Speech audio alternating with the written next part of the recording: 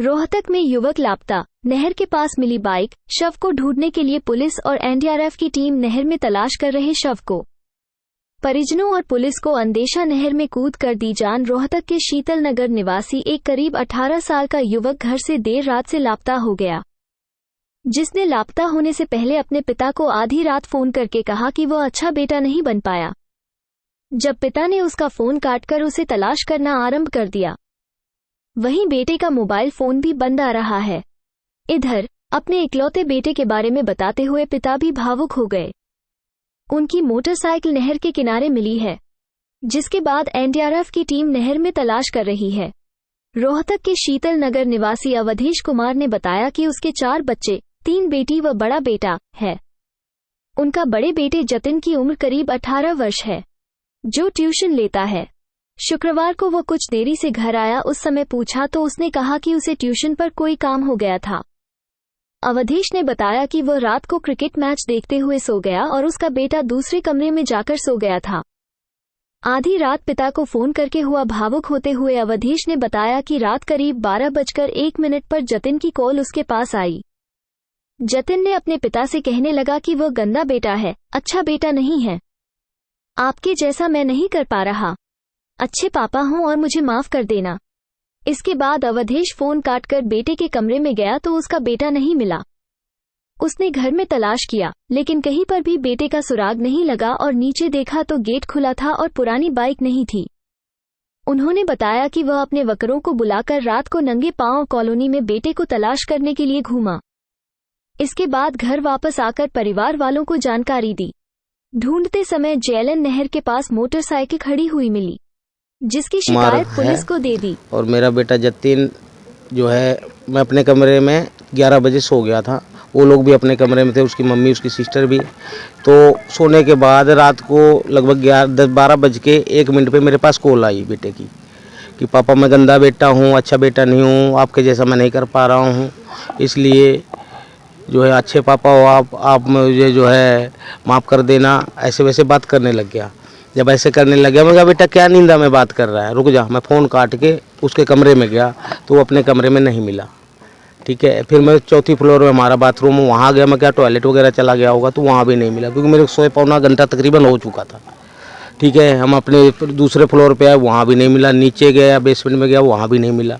मैंने बाहर देखा, गेट खुला था। ठीक है, और हमारी जो है पुरानी वाली बाइक नहीं थी।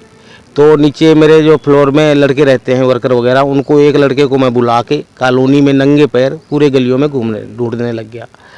ठीक है, जैसे वो उन गलियों में नहीं मिला, वो वापसी घर पे आए तो मैंने अपने मिसेज वगैरह को जगाया, फैमिली वगैरह को सबको जगाया, सबको बताया। ठीक है, उसके बाद हमने यार दोस्तों भाइयों को सबको फ़ोन करके ढूंढना शुरू कर दिया। ठीक है, ढूंढते ढूंढते हमारे कुछ लड़के यहाँ पे आए, जो है बाइक खड़ी मिली। उसके बाद जैसे भी है हमने 112 नंबर पे फ़ोन करा। मौके हालात पे पुलिस आई, उन्होंने कहा अभी घर जाओ, सुबेरे 8 बजे के बाद जो भी इंक्वायरी होगी। ठीक है जी, यहाँ तक का था। लेकिन जब वापसी घर हम पहुँचे तो उसने जो है टेबल पे एक नोट लिखा हुआ था। ठीक है, कि पापा मुझे माफ़ कर देना, जो है आप बहुत अच्छे हो, मम्मी बहुत अच्छी है और मैं ही कुछ अच्छा नहीं कर पाया। तो इस तरह की बातें थी जी। और कुछ उसमें लिखा हुआ था? नहीं, यही सब लिखा था। जो भी नोट है हमने चौकी में दे दिया है। अच्छा, किसी तरह का दबाव नहीं, दबाव वगैरह कुछ नहीं था। शाम को हम लोग सब अच्छे से रोटी खा के अपने अपने रूम में सोए, जब तक कोई बात ही नहीं थी।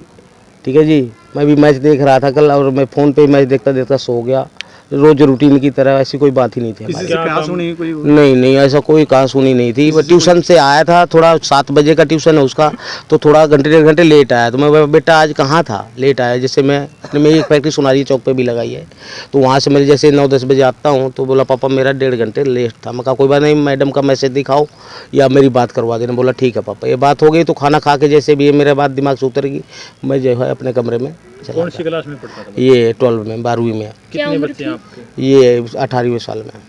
बच्चे कितने हैं आपके? मेरे बच्चे 3 गुड़ियाँ हैं, एक ही बेटा था। अभी गुहार लगा रही प्रशासन?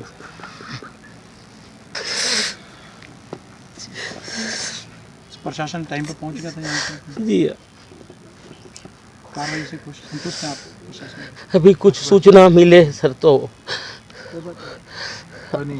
अभी तो 15 घंटे हो गए हैं। अभी तो ना कोई खबर ना कोई सिनाक। ठीक। मैं एएसआई सुशील कुमार, थाना शिवाजी कॉलोनी रोहतक से हूँ। आज करीब रात 2-2:30 बजे हमें सूचना मिली थी कि एक जतिन नाम का 18 साल की उम्र का लड़का घर से गायब हो गया है और जो उसकी मोटरसाइकिल हमें जेलन नहर के पास खड़ी, मायना के गाँव के पास खड़ी हुई मिली थी। तो हमें शक है कि वो लड़का शायद नहर में कूद न गया हो। तो हमने अपनी तरफ से एनडीआरएफ टीम को बुला लिया था और एनडीआरएफ टीम उस लड़के की तलाश कर रही है। तो कोई सुसाइड नोट इस तरह का कोई अभी? सुसाइड नोट ऐसा कोई बरामद नहीं हुआ अभी तक, फिर भी हम कोशिश कर रहे हैं।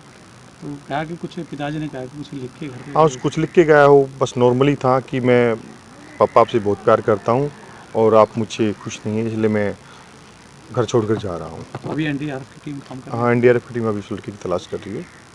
बाकी उसने ऐसा बाप के खिलाफ या कुछ ऐसी कोई बात नहीं कही है।